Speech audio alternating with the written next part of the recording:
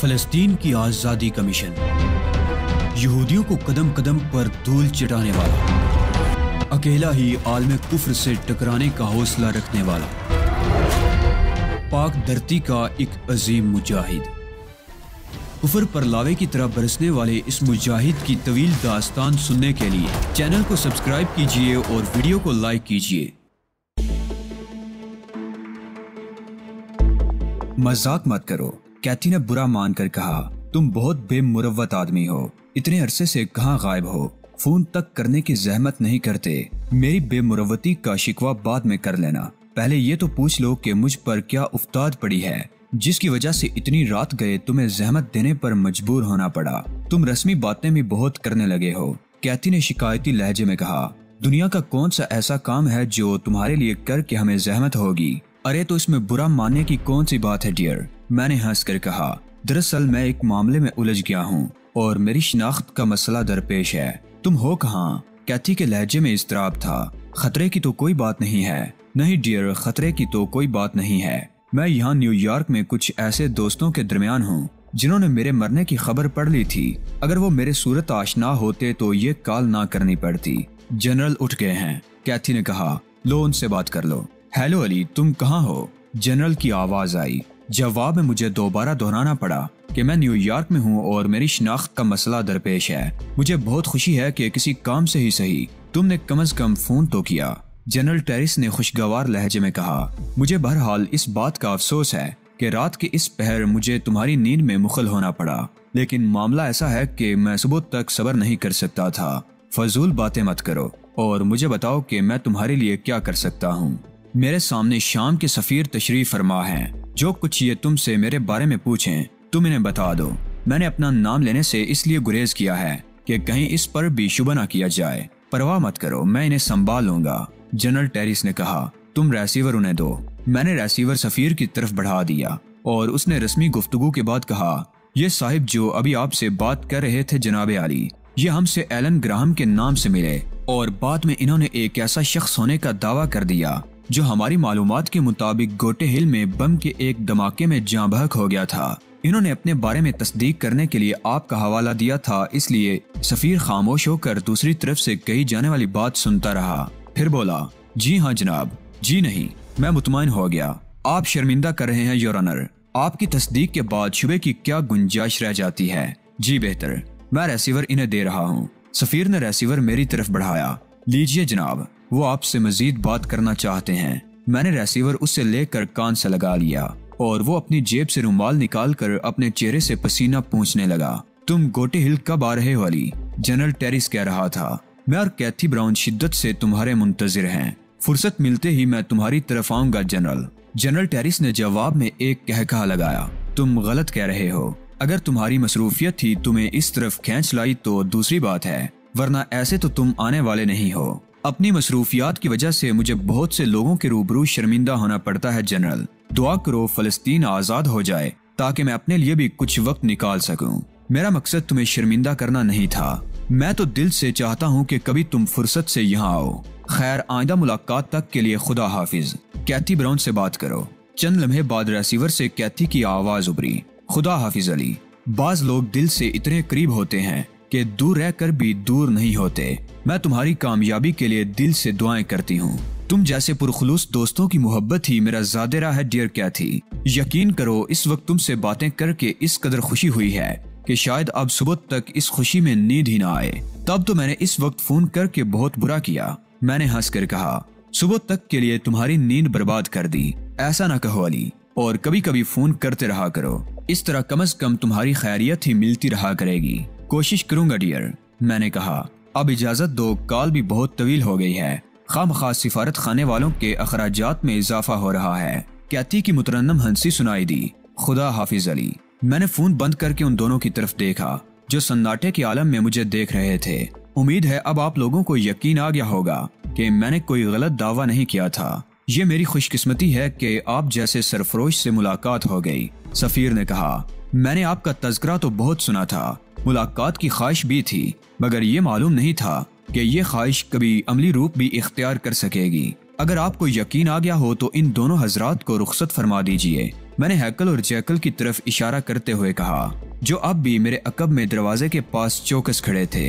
इनकी मौजूदगी से वहशत हो रही है। ओह हाँ, ज़ुबैर बिन हयान ने बौखला कर कहा, तुम लोग जाओ, अब तुम्हारी जरूरत नहीं रही। यह बात मेरे इल्म में थी कि आप उस हादसे से जिंदा बच निकले थे, सफीर ने कहा, और मैंने उसे घूर कर देखा। अगर ये बात आपके इल्म में थी तो आपके रवैये को क्या कहूँ, मैंने खासे खराब लहजे में कहा। देखिए, बुरा न मानिएगा, मैंने इस किस्म की खबरें सुनी जरूर थी, मगर इनमें से कभी किसी खबर की तस्दीक नहीं हो सकी थी, जबकि आपके मरने की खबर मुसद्दिका थी। इस सूरत में आपके दावे की तस्दीक करना ज्यादा जरूरी हो गया था। ठीक है, मैंने मुतमईन अंदाज में सर हिलाया। जो कुछ भी हुआ अच्छा ही हुआ। हम इस वक्त हालत जंग में हैं, सफीर ने कहा।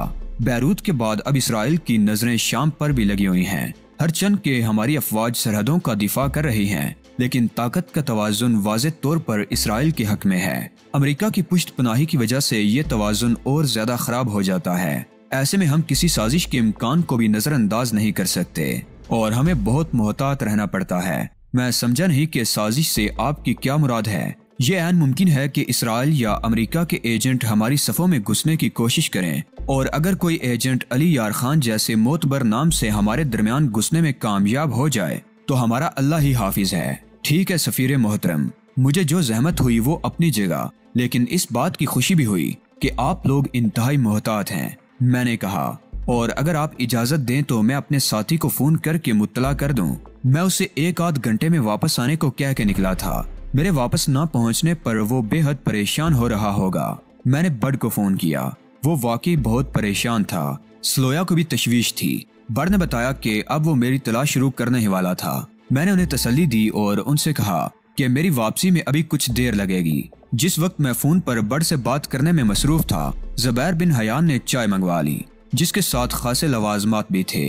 इन तकल्लुफात की क्या जरूरत थी। फोन बंद करने के बाद मैंने कौंसल जनरल से कहा, ये तकल्लुफात कहाँ, इस वक्त तो जरूरत है। ज़ुबैर ने शर्मिंदगी से कहा, मुझे मालूम हुआ है कि सारा दिन आपने कुछ खाए पिए बगैर गुजारा है। ये बात मैं आपसे कहने वाला था ज़ुबैर। अगर दुश्मन भी आपकी कैद में हो तो उसकी जरूरियात का ख्याल रखना आपके फराइज में शामिल हो जाता है, और मैं तो सिर्फ एक मुश्तबा आदमी था, कोई मुजरिम भी नहीं था। मुझे इसका एहसास है अली, और इसमें मेरी गफलत का भी दखल है। ज़ुबैर ने कहा, आइंदा तो खैर मैं ख्याल रखूंगा ही, लेकिन इस वक्त आपके साथ होने वाली ज्यादती के अजाले के लिए मैंने रात के खाने का बंदोबस्त किया है। उसकी जरूरत नहीं है। आपने जिस कदर लवाजमात का एहतमाम कर लिया है यही बहुत है। नहीं अली, सफीर ने दखल देते हुए कहा, अगर आप खाना हमारे साथ खाएं तो हमें बहुत खुशी होगी। वो तो खैर देखा जाएगा। इस वक्त तो आपको मुझसे ये पूछना चाहिए था कि यहाँ मेरी आमद का मकसद क्या था। वो भी हो जाएगा, पहले आप कुछ खा पी कर ताज़ा दम हो जाएं। सफीर ने कहा, ये सैंडविच लीजिए। शुक्रिया, मैंने सैंडविच लेते हुए कहा। आप लोग पार्किंसन नामी किसी शख्स से वाकिफ हैं? क्यों नहीं, सफीर और कौंसल ने बैक वक्त कहा। फिर कौंसल बोला, वही मिस्टर पार्किंसन ना जो शाम में अद्वियात की फैक्ट्री लगाने के ख्वाहिशमंद हैं। हाँ, मेरा ख्याल है ये वही मिस्टर पार्किंसन हैं जिनसे कल शाम आपके किसी आदमी ने मुलाकात भी की थी। आपको उस मुलाकात का इल्म किस तरह हुआ? ज़ुबैर ने हैरत से कहा, मिस्टर पार्किंसन ने तो महज राजदारी की गर्ज से बाहर मुलाकात की थी। उन्हें किस बात का खतरा है? मैंने पूछा। शायद आप मिस्टर पार्किंसन पर किसी किस्म का शुबा कर रहे हैं अली, सफीर ने कहा। इसलिए जरूरी है कि मैं उनके बारे में कुछ तफसीलात आपके गोश गुजार कर दूं। जरूर कीजिए सफीर मोहतरम, मैं उनके मामले में खुसूसी दिलचस्पी ले रहा हूँ। उनकी जात में आपकी इस कदर दिलचस्पी मुझे तशवीश में मुब्तला कर रही है, ताहम उनकी जात शक्को शुबे से बालातर है। वो दरअसल साइंस के शोबे से मुत्तालिक आदमी हैं और कैंसर पर रिसर्च करते रहे हैं। आपको मालूम है कि ये किस कदर मूजी मर्ज है जिसका इलाज दरियाफ्त करने के लिए पूरी दुनिया में तहकीकात हो रही हैं, मगर ताहाल इसका इलाज दरियाफ्त नहीं हो सका है। अपनी तहकीकात के दौरान मिस्टर पार्किंसन को एक बूटी के मुतालिक इल्म हुआ जो शाम के इलाके में बकसरत पैदा होती है और जिसे ज़माना कदीम से ही बिगड़े हुए जख्मों के इलाज के लिए इस्तेमाल किया जाता रहा है। मिस्टर पार्किंसन ने शाम जाकर उस बूटी पर रिसर्च की और मुख्तलिफ दवाओं की आमेजश से एक ऐसा मुरक्कब तैयार करने में कामयाब हो गए जो कैंसर के मर्ज के लिए खासा मौसर साबित हुआ है। मैंने मुस्तरिबाना अंदाज में कुर्सी में पहलू बदला। ओलियो हावर्ड ने खासा गहरा जाल बिछाया था और इस शहर को तोड़ना आसान नहीं मालूम हो रहा था। ये बात कैसे मालूम हुई कि उनका तैयार करदा मुरक्कब कैंसर के लिए मौसर है? मैंने पूछा। तजर्बे से, सफीर ने हैरत से कहा। मेरे अहमकाना सवाल पर उसकी हैरत बजा थी। उस मुरक्कब को कैंसर के मुख्तलिफ मरीजों पर इस्तेमाल करके देखा गया, जिसके नताइज बहुत हौसला अफजा निकले। खैर, आप अपनी बात जारी रखिए। उसके बाद क्या हुआ? मिस्टर पार्किंसन को यकीन था कि उस शोबे में तहकीक करने वाले दीगर लोगों को इस बूटी से मुतालिक इल्म नहीं हो सका है, लिहाजा उन्होंने अपनी इस कार्रवाई को सीगाए राज में रखने का फैसला किया और इस सिलसिले में एक मंसूबा बनाया, जिसके लिए उन्होंने शाम की हुकूमत से ताउन की दरखास्त की। मैं अगर गलत नहीं समझा तो उसने वहाँ अद्वियात की फैक्ट्री लगाने की दरखास्त की होगी। मैंने कहा, लालच ये दिया होगा कि इस दवा की फरोख्त से जो खतीर मुनाफा होगा और ज़र मुबादला की रकम हासिल होगी, उसका बड़ा हिस्सा शाम की हुकूमत को मिलेगा। मेरा अंदाजा गलत तो नहीं है सफीर मोहतरम? नहीं, लेकिन आपके अंदाज से जाहिर होता है कि आप मिस्टर पार्किंसन की तरफ से बेहद बदगुमान हैं। हालांकि दरअसल वो इंसानियत की बहुत बड़ी खिदमत कर रहे हैं। मेरी बदकिस्मती है कि मैं मिस्टर पार्किंसन की असलियत से वाकिफ हूँ और मुझे मालूम है कि वो कितने बड़े मोहसिन इंसानियत हैं। मैंने तंजिया लहजे में कहा, लेकिन इसे छोड़िए और मुझे मजीद तफसीलात बताइए। हमारी हुकूमत और मिस्टर पार्किंसन के दरमियान मुआहिदा हो गया, जिसके बारे में बहुत कम अफराद को इल्म है, और दमिश्क से 30 किलोमीटर जनूब मशरिक में फैक्ट्री की तामीर शुरू हो गई। ये तामीर अब किस मरहले में है? मैंने पूछा।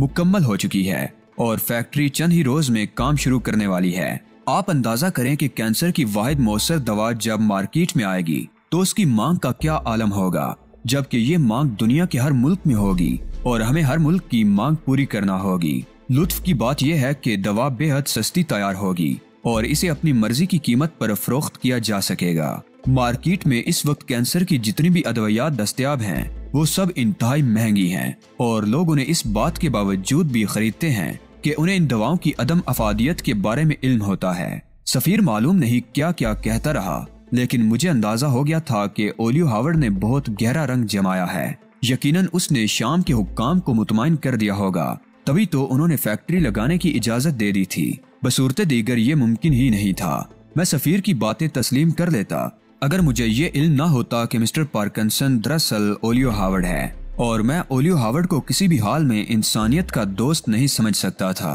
वो तो तखरीबकार था, इंसानियत का बदतरीन दुश्मन। मैं काफी देर तक अपने ख्यालात में डूबा रहा। सफीर की आवाज मेरी समात तक तो पहुंच रही थी, मगर उस वक्त फहमो समात का राब्ता मुनक़ता था। ये राब्ता उस वक्त बहाल हुआ जब वो खामोश हो गया, और खामोश होने के बाद उसने मुझसे सवाल किया, अब इस बारे में आपका क्या ख्याल है? ख्याल जाहिर करना तो फिलहाल मुश्किल है। मैंने कहा, यह बताइए कि फैक्ट्री की तामीर किस फर्म ने की है?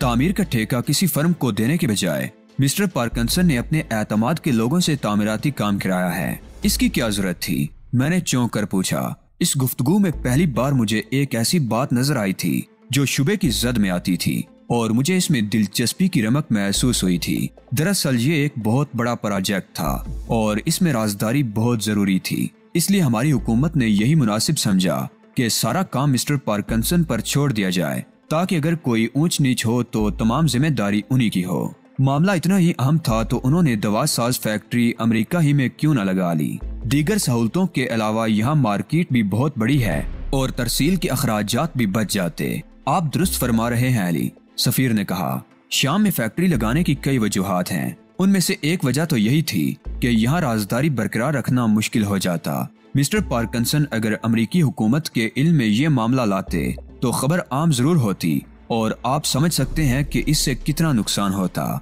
ये बात मेरी समझ में बिल्कुल नहीं आई। आखिर इस किस्म के फार्मूले पेटेंट भी तो कराए जा सकते हैं, उसके बाद क्या खतरा बाकी रह जाता है? पेटेंट कराने के लिए फार्मूला जमा कराना जरूरी होता है, जो राजदारी के लिए खतरा है। दूसरा, कोई शख्स भी इस दवा के जुज़्वे आज़म से वाकिफ हो सकता है। मार्केट तो बहरहाल यही है। मिस्टर पार्किंसन अपने फार्मूले को पेटेंट ना करवाते, उसे खामोशी से तैयार किया जा सकता था। एक बात तो यह है कि इसे तिजारती पैमाने पर तैयार करने में राज अफशा हो जाने का खतरा बढ़ जाता है। महदूद पैमाने पर अलबत्ता इसे तैयार किया जा सकता था, मगर इसमें भी एक बहुत बड़ी कबाहत थी। शाम में पाई जाने वाली बूटी को तोड़ने के बाद अगर ज्यादा देर रखा जाए तो उसकी तासीर ज़ायल हो जाती है। लिहाजा ये फैक्ट्री वहीं कायम करना जरूरी हो गया जहां कुर्बो जवार में वो बूटी पाई जाती हो। मुझे अंदाजा था कि ओलियो हावर्ड ने कोई पहलू कमजोर नहीं छोड़ा होगा, और मेरा अंदाजा दुरुस्त साबित हुआ था। मेरे हर एतराज का जवाब मौजूद था, और इतना माकूल कि उसे फ्रॉड साबित करने के लिए मुझे अमली तौर पर बहुत कुछ करना पड़ता, जिसके लिए मैं हर तरह तैयार था। बस मुझे कुछ मालूमात दरकार थी। जिस हद तक राजदारी बढ़ती जा रही है उसमें तो खुद फैक्ट्री भी शामिल है। मैंने कहा, क्या मतलब?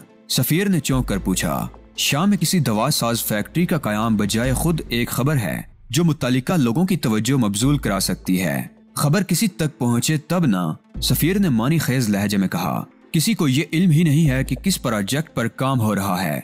क्या मतलब? अब चौंकने की बारी मेरी थी।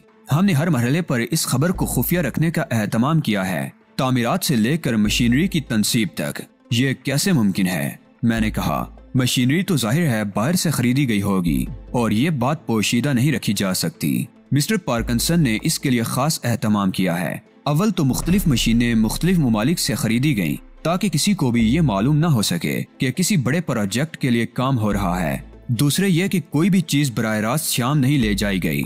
हर चीज पहले किसी और मुल्क ले जाई जाती थी, फिर दूसरे मरहले में उसे शाम पहुंचाया जाता था। इस तरह हमने कामयाबी से फैक्ट्री कायम कर ली और किसी को कानो कान खबर न हो सकी।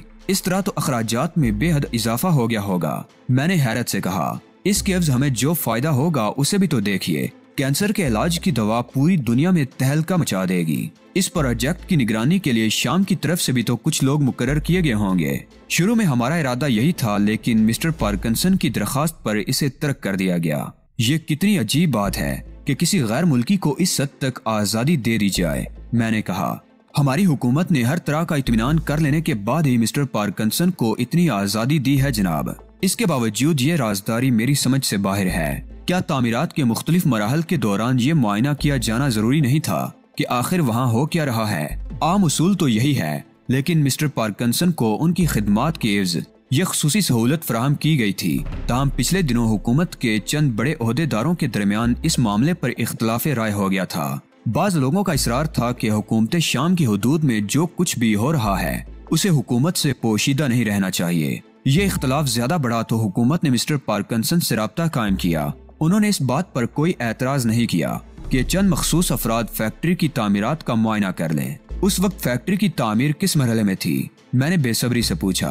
फैक्ट्री की तामीर मुकम्मल हो चुकी थी, बस फिनिशिंग का काम होना बाकी रह गया था। आप लोगों ने बहुत देर कर दी। मैंने मुजतरिबाना अंदाज में कहा, यह काम बहुत पहले हो जाना चाहिए था। इससे आखिर क्या फर्क पड़ता है? सफीर ने कहा, यह तो इंसानियत की खिदमत का काम है। हमारी हुकूमत ने उनसे मुआवनत करके क्या बुरा किया? क्या आप इतनी सी बात नहीं समझ सकते कि इंसानियत की खिदमत के लिए इस कदर राजदारी बरतने की क्या जरूरत थी? हर आदमी समझ सकता है, लेकिन ये भी तो देखिए कि इसके अकब में एक अजीम मकसद कार फरमा था। मैंने एक तवील सांस ली। आप ठीक कह रहे हैं जनाब, मैं भी शायद धोखा खा जाता अगर मिस्टर पार्किंसन की असलियत से वाकिफ ना होता। असलियत से क्या मुराद है? सफीर ने हैरत से कहा, वो एक बहुत बड़ा मुजरिम है, बैनुल अक़वामी दहशतगर्द और अरबों का दुश्मन जां। आपको यकीनन कोई गलत फहमी हुई है। सफीर ने हंसकर कहा, वो तो बहुत शरीफुन नफ्स इंसान है। ज़ुबैर ने भी सर हिलाकर सफीर की तायद की। उनके शरीफुन नफ्स होने का कोई सबूत मौजूद है आपके पास? मैंने चुभते हुए लहजे में सवाल किया। मिस्टर पार्किंसन ऐसी गुमनाम शख्सियत के मालिक भी नहीं हैं कि उनके लिए किसी सबूत की जरूरत हो। साइंसी रसायल में उनके मज़ामीन छपते रहते हैं। इस इत्तला पर मुझे कदरे हैरत हुई। मुमकिन है वो कोई और पार्किंसन हो। मैंने कहा, एक आध बार उनकी तस्वीरें भी छपी हैं और इसी वजह से उनकी शख्सियत शुबे से बालातर है। मैं खामोश हो गया। मेरे पास फिलहाल कोई जवाब नहीं था और मैंने ये अंदाजा भी कर लिया था कि जब शामी सफीर को मेरे लिए मुतमईन करना मुमकिन नहीं था तो शामी हुक्काम को मुतमईन करना कतन मेरे बस से बाहर होता।